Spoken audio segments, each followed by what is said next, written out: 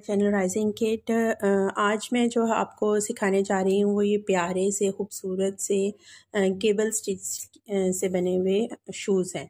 तो इस पर वर्क किया गया और ये मैंने मैचिंग बनाए हैं जो केबल स्टिच की जो स्वेटर थी और कैप थी उसके साथ।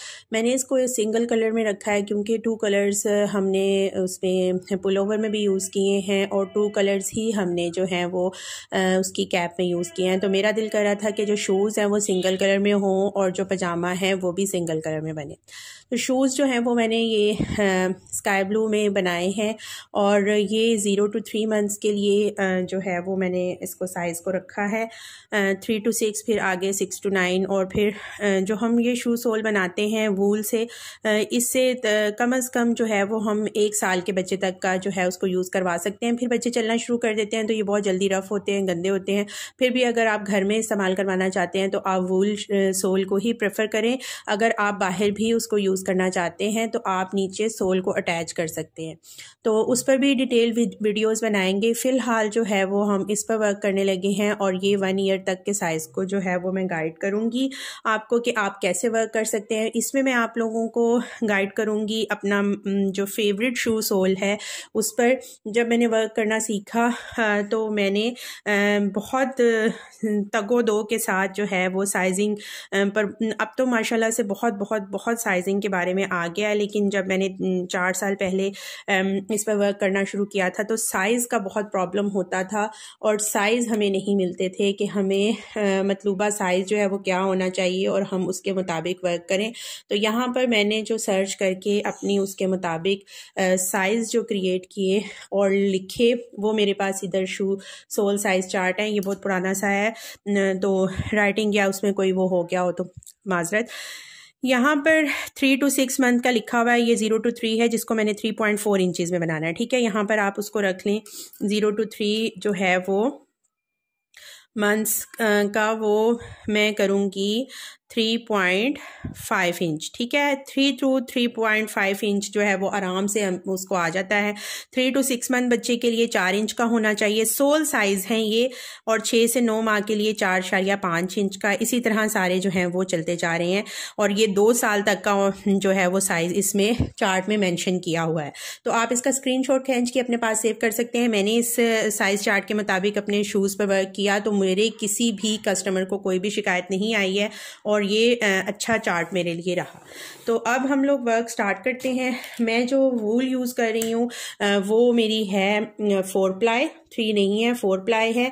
और जो हुक नंबर मैं यूज़ कर रही हूँ क्योंकि शूज़ जो है ना वो अगर मोटा भी हो जाए थोड़ा थोड़ा सा तो वो बुरा नहीं लगता। जो हुक नंबर है वो मेरी 1.75 है। आप 2.25 की और 3 mm की भी यूज़ कर सकते हैं। उससे साइज़ जो है उसमें थोड़ा सा फ़र्क आएगा। साइज़ आपका बड़ा या छोटा हो सकता है उससे। ठीक है, साइजेस को प्लस करने के बहुत से तरीके हैं। आप अपनी हुक को प्लस कर दें और अपनी वूल को मोटा कर दें, साइज़ बड़ा हो जाएगा। अगर आप अपनी हुक को स्मॉल करते हैं और वूल को बारीक लेते हैं, आपका साइज़ छोटा हो जाएगा। एक तो ये तरीका आ जाता है सिंपल सा जिससे आप कर सकते हैं अगर आपके पास साइज़ जो है वो नहीं सही आपसे सेट होता।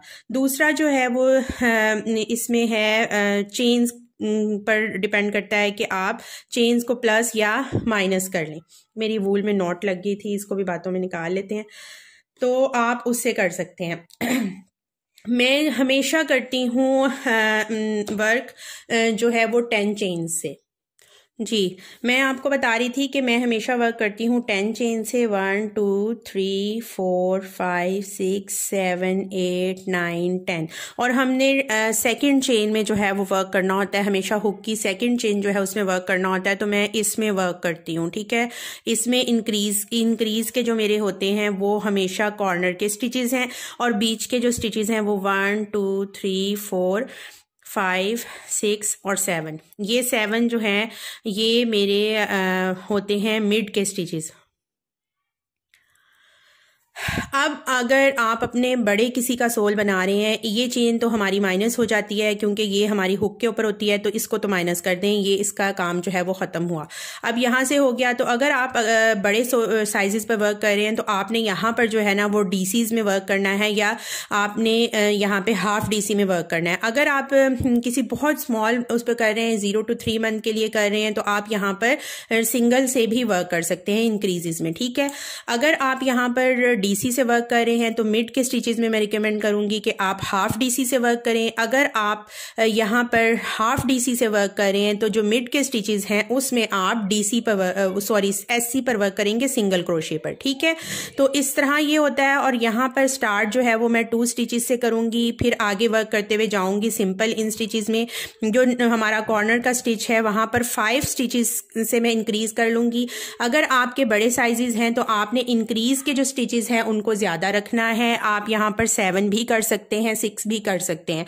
अगर आपका स्मॉल साइज है तो सिंपल आप 5 स्टिचेस से ही इंक्रीज करें। फिर दोबारा वर्क करते हुए आएंगे और एंड पर इस स्टिच में हमने हमारे जो बकाया स्टिच रह गए थे, ये हमारी टो होती है और ये हमारे शूज सोल का फ्रंट पार्ट होता है, ठीक है।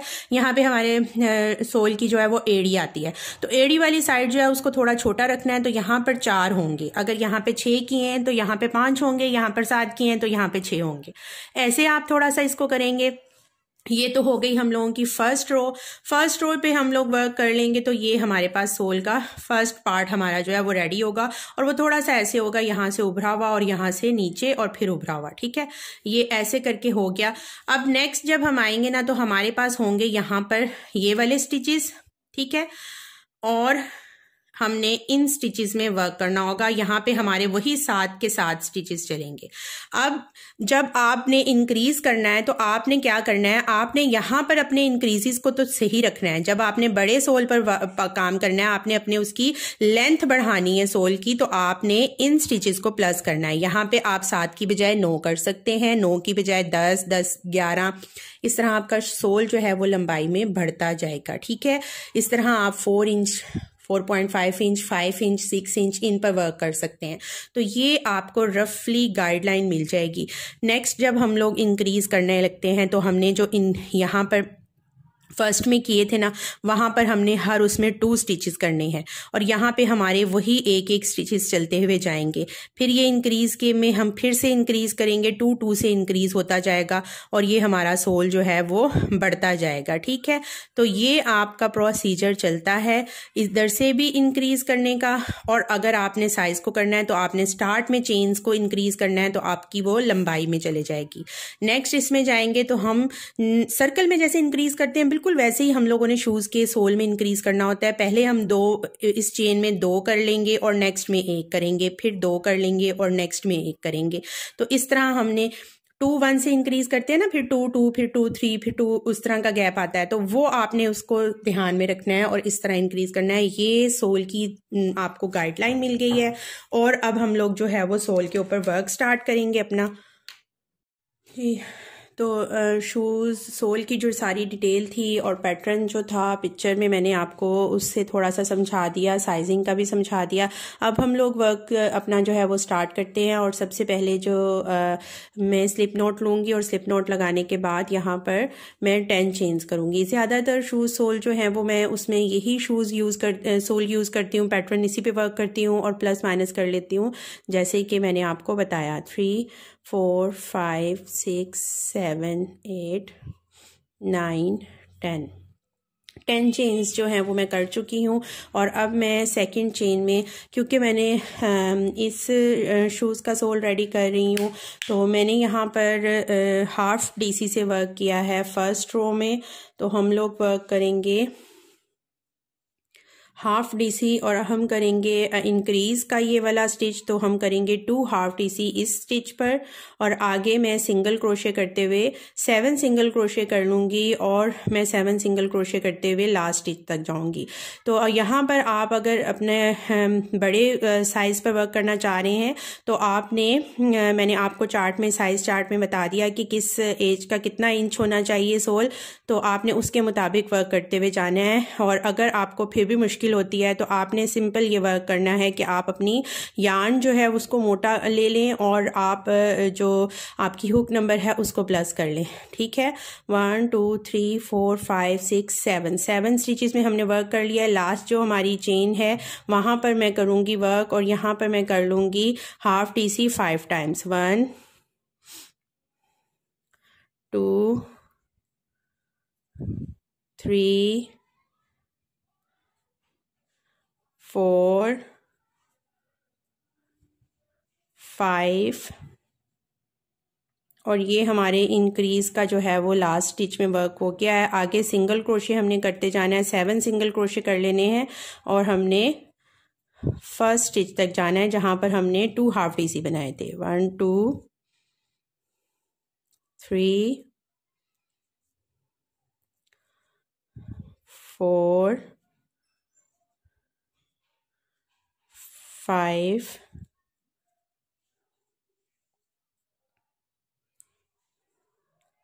6 7। फर्स्ट रो जो है वो आपके लिए थोड़ी सी ट्रिकी होती है क्योंकि जब आप लोग टर्न करते हैं और आप रिवर्स में वर्क करते हैं सोल के लिए तो आपने अपनी टेल को जो है वो बीच में लेना होता है ताकि आपकी टेल जो है वो अच्छे से बीच में हाइड हो जाए और आपको बाद में उसको अलग से वर्क ना करना पड़े उसको छुपाने के लिए। तो यहाँ पर अब हम लास्ट फर्स्ट स्टेज पर पहुँच गए हैं जहाँ पर हमने 2 हाफ DC बनाए थे। मैं यहाँ पर 2 हाफ DC और बनाऊँगी और 2 हाफ DC बनाने के बाद मैं स्लिप स्टिच कर दूंगी। फर्स्ट हाफ DC जो है उसकी चेन में ऊपर वाली जो चेन है उसमें मैं स्लिप स्टिच कर दूंगी। फर्स्ट रो जो है वो हमारी इस शूज़ की कंप्लीट हो गई है सोल की। अब हम सेकंड में वर्क करने लगे हैं और सेकंड में मैंने जो है वो फुल जो वर्क किया है वो DC के स्टिचेस पर वर्क किया है। मैंने ना ही हाफ पर किया और ना ही डबल पर। ठीक है, तो यहाँ पर मैं फुल जो रो है वो DC के स्टिचेस में वर्क करूँगी। हम लोग चेन 1 कर लेंगे। मैं हमेशा रो को स्टार्ट करते हुए और DC के लिए वर्क करते हुए चेन 1 करके सेम जिस स्टिच में हमने स्लिप स्टिच किया है उसमें मैं DC करती हूँ। तो फर्स्ट स्टिच हमारा इंक्रीज का होगा, हमने इसमें 2 DC करने हैं। जिस स्टिच में आपने स्लिप स्टिच किया था उसी में आप 2 डबल क्रोशे कर लेंगी, उससे नेक्स्ट स्टिच में 2 डबल क्रोशे होंगे और ये मेरे जो लास्ट में फर्स्ट रो के जो 2 स्टिचेस थे उसमें मैंने इंक्रीज कर लिया है और ये 4 स्टिचेस हो गए हैं। नेक्स्ट आगे हम लोग डबल क्रोशे पर ही वर्क करूंगी मैं और मैं वर्क करते हुए 7 स्टिचेस आगे तक जाऊंगी। ठीक है, मिड के जो स्टिचेस हैं वो हमारे 7 ही हैं। 2 3 4 5 6 7 स्टिचेस में मैंने सिंपल DC से वर्क कर लिया है। अब मैंने यहाँ पर जो आना है वो कॉर्नर के इंक्रीज स्टिचेस पे आना है। तो मैंने 5 स्टिचेस से वर्क किया था तो अब इंक्रीज उन 5 में इंक्रीज करेंगे। हर चेन में हमने 2 डबल क्रोशे करने हैं तो हमारे पास ये 5 की जो था उसमें 10 हो जाएंगे। ठीक है, 2 हमने एक फर्स्ट में कर लिए, ये सेकंड में 2 किए तो 4 हो गए, 5 सेम उसी में 6 फिर 7 फिर सेम उसी स्टिच में 8 फिर ये 9 और ये 10। ये 5 स्टिचेस में हमने इंक्रीज कर लिया और हमारे पास सर्कल में जो है वो 10 स्टिचेस हो गए। नेक्स्ट हमने सिंपल 7 DC करके और अपने टो पार्ट तक जाना है। ठीक है, 2 3 4 5 6 7। लास्ट पर जो है वो एक हमारा स्लिप स्टिच वाला स्टिच है और हमारे 2 स्टिचेस बचते हैं तो उन 2 में हम लोग इंक्रीज करेंगे क्योंकि हमने टो पार्ट पे 4 स्टिचेस किए थे तो हमारे वो इंक्रीज के स्टिचेस करके होंगे 8 स्टिचेस। ठीक है, तो ये हम लोगों का सेकंड रो जो है उस पर वर्क हो गया। सबसे पहले उसमें हमने स्लिप स्टिच करना है और ज्वाइन कर देना। ठीक, अब हम लोग वर्क कर रहे हैं नेक्स्ट पर, और नेक्स्ट पर रो में हमने क्या करना है, नेक्स्ट रो में जो है वो फ्रंट के ऊपर के स्टिचेस जो हैं उनमें मैंने वर्क किया है डीसी के स्टिचेस से, और जो मैंने कॉर्नर के साइड के स्टिचेस हैं उनमें मैंने वर्क किया है हाफ डीसी से। ठीक है, ऊपर हमने जो इंक्रीज के स्टिचेस करने हैं, जो हमारे 10 स्टिचेस हैं उनमें मैंने डीसी से वर्क करना है, और जो मिड के 7 स्टिचेस चलते आ रहे हैं उनमें मैं हाफ डीसी वर्क करूंगी, और इसी तरह टो पार्ट पे होगा। तो हम लोग स्टार्ट करेंगे इसको सोल को डीसी के से। फर्स्ट स्टिच में मैं 2 डीसी कर लूंगी, जिसमें स्लिप स्टिच किया था ना उसी में हमने इंक्रीज करना होता है क्योंकि वो हमारा फर्स्ट स्टिच होता है, और नेक्स्ट में हम 1 डीसी करेंगे। तो ये 2 1 से हमारा एक इंक्रीज हुआ, नेक्स्ट फिर 2 1 से दूसरा इंक्रीज होगा, 2 और 1, ये हम लोगों का दूसरा इंक्रीज हो गया। और अब आगे हमारे मिड के स्टिचेस, और हमने उसमें हाफ डीसी से वर्क करना है, और हाफ डीसी के जो स्टिचेस हैं वो हमारे 7 ही हैं। ठीक है, हम लोग इनमें वर्क कर लेंगे। अब ये हमने वर्क करते हुए जाना है 3 4 5 6 7। ठीक है, 7 हमने वर्क करते हुए जाना है, और आगे हमने जो है वो फिर डीसी से 5 टाइम्स जो है वो इंक्रीज करना है। और 5 टाइम्स अब आपने कैसे काउंट करना है कि एक स्टिच में आपने 2 डीसी करने हैं, आगे 1 डीसी, फिर 2 डीसी, फिर 1 डीसी। तो ये एक सेट होता है हमारा, 2 डीसी और 1 डीसी से एक सेट होता है, और हमने 5 टाइम्स इस सेट को रिपीट करना है। हमारा फ्रंट का पार्ट होगा, फिर हम लोग यहाँ पे वर्क करेंगे 7 हाफ डीसी करते हुए आएंगे, और यहाँ पर हमारे पास 4 स्टिचेस बचे होंगे। तो हम 2 डीसी 1 डीसी 2 डीसी 1 डीसी करके और फिर हम लोग ज्वाइन कर लेंगे। तो हम लोगों का जो सोल पार्ट है वो कंप्लीट हो जाएगा। तो ये सोल सिर्फ उसकी वीडियो थी और मैंने आपको गाइडलाइन दी है। अब मैं इसको कंप्लीट करूंगी और फिर आपको मेजरमेंट करके चेक कराऊंगी। वर्क कर लिया मैंने। मैं सिर्फ ये थोड़ा सा चेंज है इसमें कि मैंने ना सेकंड रो में भी हाफ डीसी से ही वर्क किया था मिड के स्टिचेस में, इस शूज़ के सोल के लिए। तो फिर मुझे इसको भी हाफ डीसी से ही करना था, इसलिए मैंने सेकंड रो में भी हाफ डीसी ही वर्क कर लिया। अब यहाँ पर शूज़ के सोल का साइज़ चेक करें तो ये अप्रॉक्सीमेटली 3.5 हो रहा है, थोड़ा सा पॉइंट का फ़र्क है अगर करें तो ये 3.5 इंचज़ है, और जो मैंने आपको बताया कि 0 to 3 मंथ के लिए ये साइज़ बिल्कुल ठीक रहेगा। तो सोल पर हमने वर्क कर लिया है। इस तरह आप अपने सोल को इंक्रीज़ और डिक्रीज़ कर सकते हैं। डिक्रीज़ कह रही हूँ, इसको लॉन्ग और शॉर्ट कर सकते हैं, छोटा और बड़ा आप कर सकते हैं, और करना इतना मुश्किल नहीं है। मैंने आपको रफ गाइडलाइन दी है कि आप मिड के स्टिचेस को भी इंक्रीज कर सकते हैं। आपको ये वाला एरिया बढ़ाना है तो आप इन स्टिचेस को भी स्टार्टिंग पॉइंट पे इंक्रीज कर सकते हैं। और मैं ज़्यादातर जो शूज़ सोल हैं उनमें ये ही चेन्स को यूज़ करती हूँ, और मैंने कभी आगे पीछे नहीं की, हमेशा 10 चेन से ही करती हूँ। और मेरे अक्सर शूज़ के जो हैं सोल वो यही होते हैं, और मैं हर डिज़ाइन जो है वो इस सोल के ऊपर ही स्टार्ट करती हूँ। जो ये मेरा शूज़ है नेक्स्ट कमिंग इसमें भी आप देखेंगे कि मैंने 10 स्टिचेस से ही स्टार्ट करूँगी, और बाकी जो मैंने राउंड्स हैं उनको चेंज कर देना है। तो ये बिल्कुल चेंज हो जाएगा। अब आपके सामने है कि इस सोल की लुक और इसकी लुक काफ़ी फ़र्क है एक दूसरे से, तो इस तरह ये चेंज हो जाते हैं। और भी मैं आपको शूज़ दिखाती हूँ जिनके लिए मैंने इसी सोल पर वर्क किया है।